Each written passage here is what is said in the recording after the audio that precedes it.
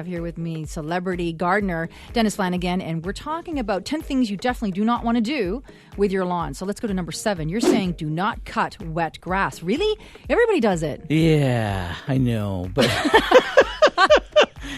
But don't. Don't. Yeah, it just, what it does is, because it's wet, the blade grabs the grass and pulls it out of the ground and chews up the grass. And it's just, sounds aggressive. It sounds, if we've got a month and it hasn't dried out, maybe you have to. But try to avoid it. And that often means just leaving it to later in the day. That's all. Instead of cutting it at 7 in the morning, cut it at 7 in the evening, and the grass has had the day to dry out a little bit. Very good. All right, number 6, don't over-fertilize. Yeah, don't waste your money. What that means is, and the biggest thing that bugs me the most is you watch people and they're fertilizing a lawn with one of those fertilizer spreaders, and they get close to the driveway and they fertilize the driveway. Well, that makes no sense. He's looking at me. It makes no sense to me whatsoever. Yes, that's me. Because if you keep doing that, your driveway is going to get 10 inches higher every year.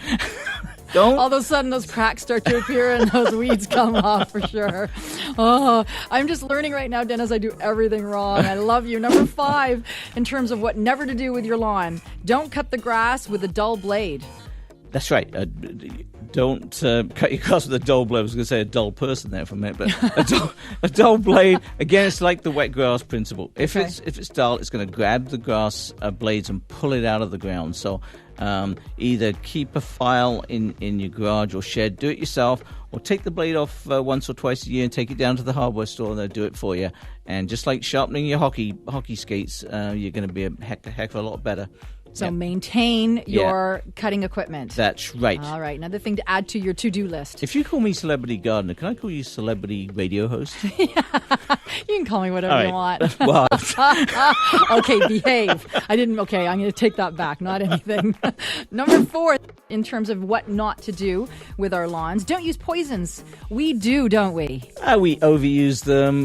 We want the quick fix, right? Officially, it's been banned. Most chemicals, and every year someone at a show will come up to me and say, I've smuggled it across the border. Number 1, you shouldn't be telling me that. And number 2, I wonder what your neighbor thinks about it.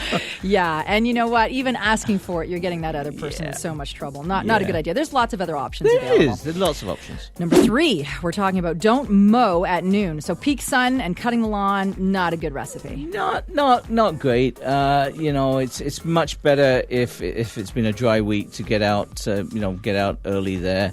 But I don't know why it is. We were having this little conversation earlier. Why is it that everyone waits to Sunday morning to cut their grass? Don't you think it's because everybody feels good about it? Don't feel bad? You're always afraid of being that one person that's mowing your lawn and nobody else is. And then you're annoying everybody. I don't know. I just think it's the friendly Canadian way, no?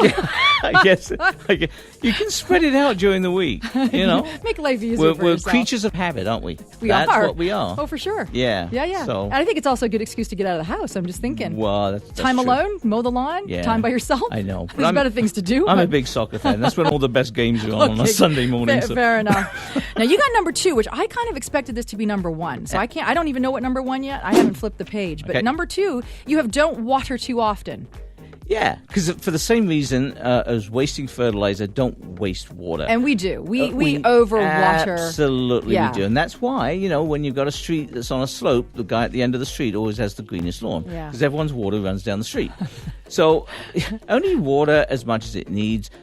Same as my, thing with the beef about the fertilizer. Have you seen people water their driveways? Yeah, fair enough. Absolutely, fair enough. So when's the best time to water?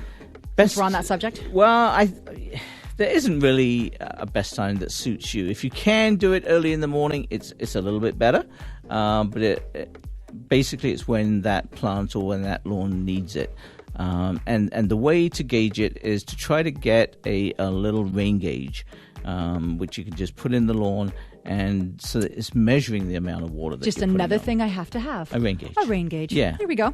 And number 1, I just saw this and I'm kind of amazed. This is the number 1 thing. Not all mushrooms are bad. Dennis, No. where are you going with this? Not all mushrooms You are wonder bad. why I stay so happy, don't you? Yeah. No, not all mushrooms are bad. It tells you what a mushroom is, an indicator plant. It tells you something about your soil. Oh, okay. So when you see mushrooms in a lawn, I will guarantee 9 times out of 10 there is decaying wood somewhere underneath that lawn. Someone has cut down a tree, left the stump, and it's decaying, and the mushrooms have bred on. So it tells you something about that lawn. People that have tiny little mushrooms around the lawn, just use sprinkle on horticultural lime, and it changes the pH and it gets rid of the mushrooms. So they're not always bad. There's, I'm sure you've had chefs on the show that'll tell you all the wonderful edible mushrooms that you can use. But it's an indicator that tells you what you should be doing with your garden. Do you know what I love about you, Denis Flanagan? Every time you come, I learn something new. And more importantly, I learn what I'm really doing wrong. Oh, you are a wealth of information. How can people reach you? Through landscapeontario.com. Please just leave us a question and we'll certainly get back to you. We love to help people to be better gardeners, be better hiring people to help them in their garden too. And that's a big educational thing that we do. And the nice part about your show here, I know you support that big time, is hiring professionals, which is great. Hashtag hire an expert. Yeah. Denis Flanagan, thank you so much. Hey, my for joining pleasure. us. You're Always the a pleasure. best.